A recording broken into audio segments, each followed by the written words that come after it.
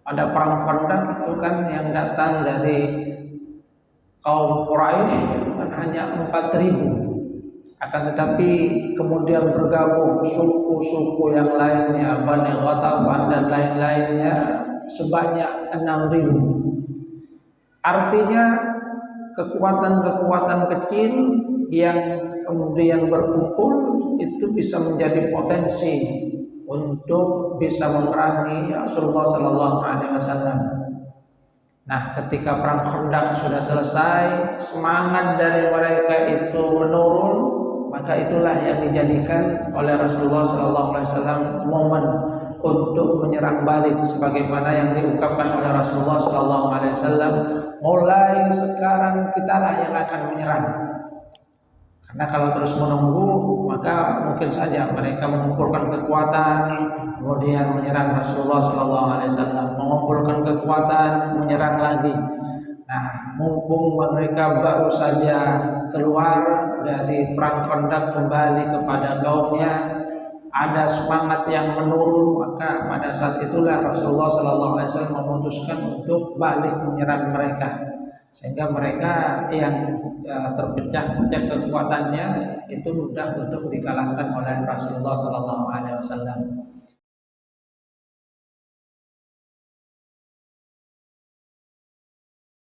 Assalamualaikum warahmatullahi wabarakatuh. Innal hamdalillah nahmaduhu wa nasta'inuhu wa nastaghfiruh wa na'udzu billahi min shururi anfusina wa min sayyiati a'malina. May yahdihillahu fala mudilla lahu wa man yudlil fala hadiya lahu. Ashhadu an la ilaha illallah wahdahu la syarika lahu wa ashhadu anna Muhammadan 'abduhu wa rasuluhu la nabiyya ba'dahu. Allahumma salli ala Muhammad wa ala ali Muhammad kama sallaita ala ali Ibrahim wa barik ala Muhammad wa ala ali Muhammad kama barakta ala ali Ibrahim fil alamin innaka Hamidum Majid. Rabbi shrah li sadri wa yassir li amri wahlul 'uqdatam min lisani yafqahu qawli, amma ba'd. Hadirin jamaah salat subuh rahimakumullah. Alhamdulillah atas segala nikmat yang diberikan oleh Allah Subhanahu wa taala, sehingga kita bisa beraktivitas dengan nyaman. Kita bisa menggunakan karunia waktu ini dalam rangka ibadah kepada Allah Subhanahu wa taala. Kita lanjutkan kajian Sirah Nabawiyah. Setelah membereskan masalah Khandaq dan masalah Bani Quraidah, sebagaimana yang kita bahas pekan kemarin, Rasulullah SAW mengirim beberapa delegasi ke beberapa suku-suku di sekitar Madinah dan juga sekitar Mekah, yang mereka tidak berhenti untuk merongrong Rasulullah SAW, merongrong keamanan dari sahabat Rasulullah SAW. Di antara yang lainnya, setelah menyerang Bani Bakar kemarin, kemudian Rasulullah SAW juga mengirim pasukan menuju kepada Bani Lahyan. Bani Lahyan ini adalah kaum yang berbuat licik kepada sahabat utusan Rasulullah SAW. Ada 10 orang sahabat yang diminta untuk memberikan pelajaran, membaca Al-Quran, akan tapi ternyata mereka kemudian dikhianati dan dibunuh pada tragedi Ar-Raji yang menyebabkan kematian 10 orang sahabat. Nah, di awal sebelum adanya perang Khandaq, Rasulullah SAW masih memberikan keleluasaan kepada mereka, membiarkan mereka, karena memang posisi dari Bani Lahyan ini sudah masuk wilayah Hijaz, dekat dengan Mekah, yang artinya penyerangan terhadap mereka pada waktu itu dikhawatirkan juga akan menimbulkan gesekan dengan orang-orang Quraisy. Bisa jadi mereka minta bantuan kepada orang-orang Quraisy. Nah, setelah terjadinya perang Khandaq dan kemudian pasukan sekutu itu sudah tidak begitu lagi peduli dengan suku-suku yang ada di sekitar Madinah, di sekitar Mekah, barulah Rasulullah SAW mengutus pasukan untuk memerangi Bani Lahyan ini. Artinya Rasulullah SAW itu juga melihat situasi dan kondisi ketika memerangi Bani Lahyan.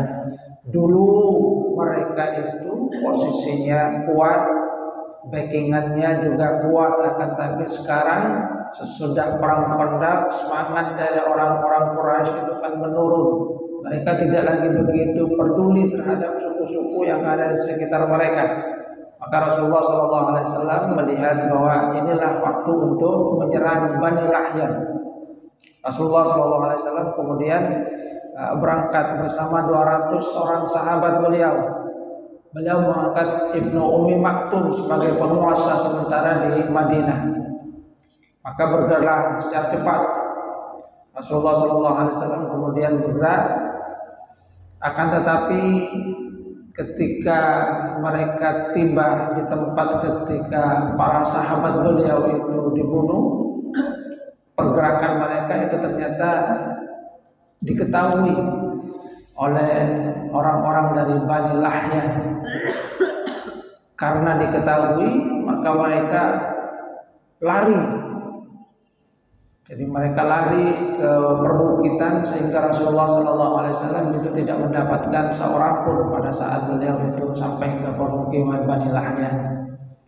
Artinya tidak ada yang terjadi peperangan waktu itu. Rasulullah bermukim selama 2 hari di sana, tetapi mereka menghindarkan diri, tidak berani untuk menghadapi Rasulullah SAW. Kemudian delegasi yang lainnya, Rasulullah SAW juga mengirim pasukan khusus di bawah komando Uqasyah ke Al-Ghamr pada bulan Rabiul Awal. Uqasyah ini berangkat bersama dengan kekuatan 40 orang menuju Al-Ghamr, sumber air milik Bani Asad. Namun sama seperti halnya Bani Lahyan, semua dari mereka itu kabur, meninggalkan rumah-rumah mereka, meninggalkan ternak mereka, sehingga kaum muslimin hanya mendapatkan barang rampasan 200 ekor unta. Karena mereka melarikan diri, tidak berhasil, kemudian diperangi, terlebih dahulu lari. Ini mengisyaratkan tentang apa? Tentang kembalinya kewibawaan dari umat Islam. Karena kalau sebelumnya itu wibawa dari umat Islam mulai menurun, setelah perang Khandaq wibawa dari umat Islam itu kembali naik, sehingga mereka yang kemarin menipu, termasuk juga mensiasati untuk memberikan pukulan kepada orang-orang di Madinah, sekarang tidak berani lagi. Mereka kemudian lari, tidak mau untuk berhadapan dengan Rasulullah SAW.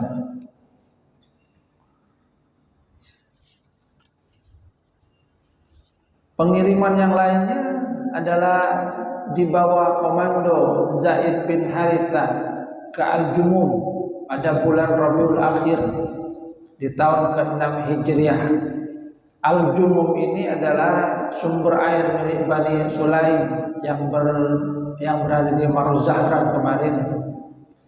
Di sana beliau kemudian menangkap seorang wanita, Zaid menangkap seorang wanita yang bernama Halimah, yang menunjukkan di mana tempat dari Bani Sulaim, sehingga mereka kemudian juga mendapatkan kemenangan.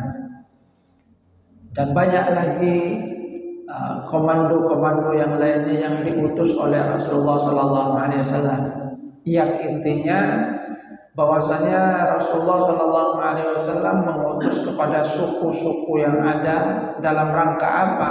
Dalam rangka untuk memberikan keamanan bagi kaumnya. Sebab suku-suku yang mereka perangi itu selama ini merongrong. Memang mungkin kekuatannya tidak begitu besar, akan tetapi kalau mereka itu bersatu, nantinya seperti halnya pada perang Khandaq itu. Pada perang Khandaq itu kan yang datang dari kaum Quraisy itu kan hanya 4.000.